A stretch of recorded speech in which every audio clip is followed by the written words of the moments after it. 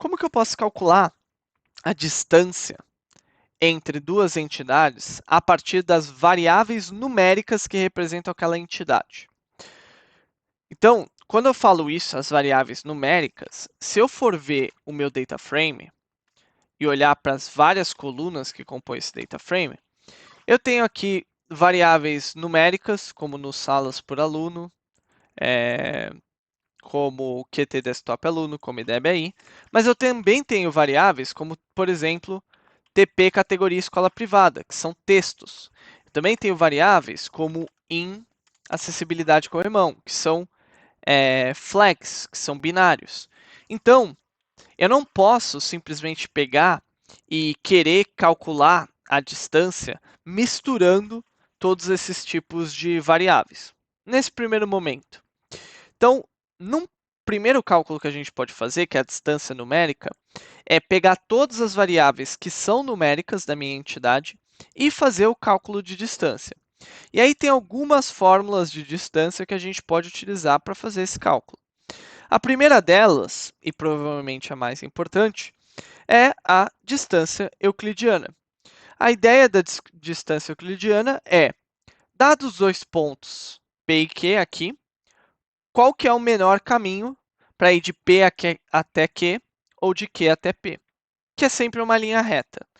Então, a distância euclidiana, que tem essa fórmula aqui, é a soma das diferenças do quadrado a raiz quadrada da soma dos quadrados das diferenças entre cada uma das variáveis que compõem uma determinada entidade. Isso aqui é a minha distância euclidiana. Então a gente pode ler ela como, e aqui eu vou colocar um random.seed 42. Então eu tenho aqui um conjunto de colunas. Então eu tenho QT, desktop, aluno, tenho QT turmas, QT docentes, no aluno por docente. Então aqui eu tenho alguns exemplos de colunas que são colunas numéricas. Então eu vou pegar duas entidades, e aí o meu primeiro vetor, que vai ser do objeto 1, eu posso pegar calls e selecionar aqui os valores 0. E o meu objeto 2 vai ser esse cara aqui. E aí eu posso verificar quem é o objeto 1 e verificar quem é o objeto 2. E aí o cálculo da distância vai ser simples.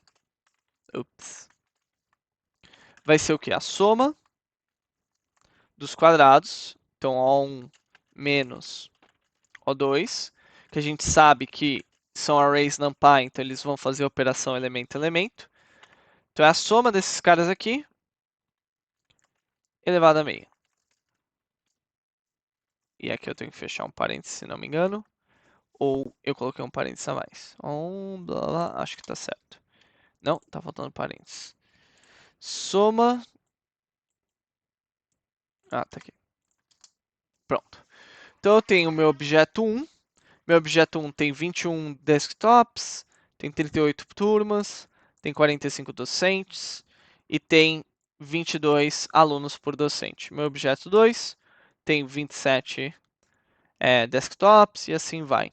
E aí eu consigo calcular a distância entre eles, que é de 26 unidades, com base nessa formulazinha mágica que é a distância euclidiana, que é a menor movimentação que eu teria que fazer no espaço para ligar esses dois pontos.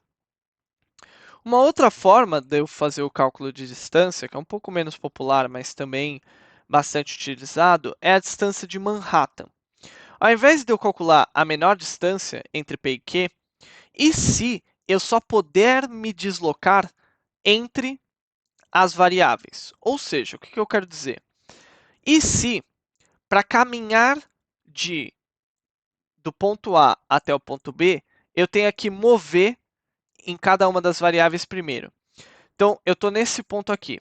Para caminhar para o ponto B, eu tenho que mover de 21 para 27. Então, eu vou mover 6 unidades aqui. Eu tenho que caminhar de 38 para 21, então vou mover 17 unidades, então movi 23 unidades total. Depois eu vou caminhar de 45 para 28, que significa que eu vou ter que mover mais 13? Não, 17 unidades. Então aí fui para, sei lá, 34.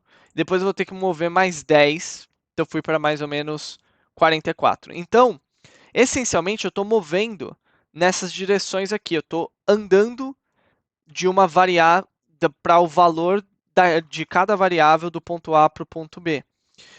E aí, a distância de Manhattan necessariamente vai ser maior do que a distância euclidiana, né? Porque a distância euclidiana é a menor distância entre dois pontos.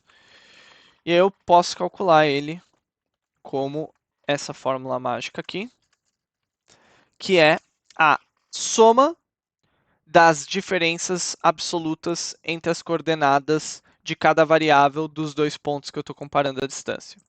E a gente vê que deu 49, então devo ter errado alguma conta aí, mas que é quase que o dobro da distância euclidiana para eu caminhar de um para o outro, tá?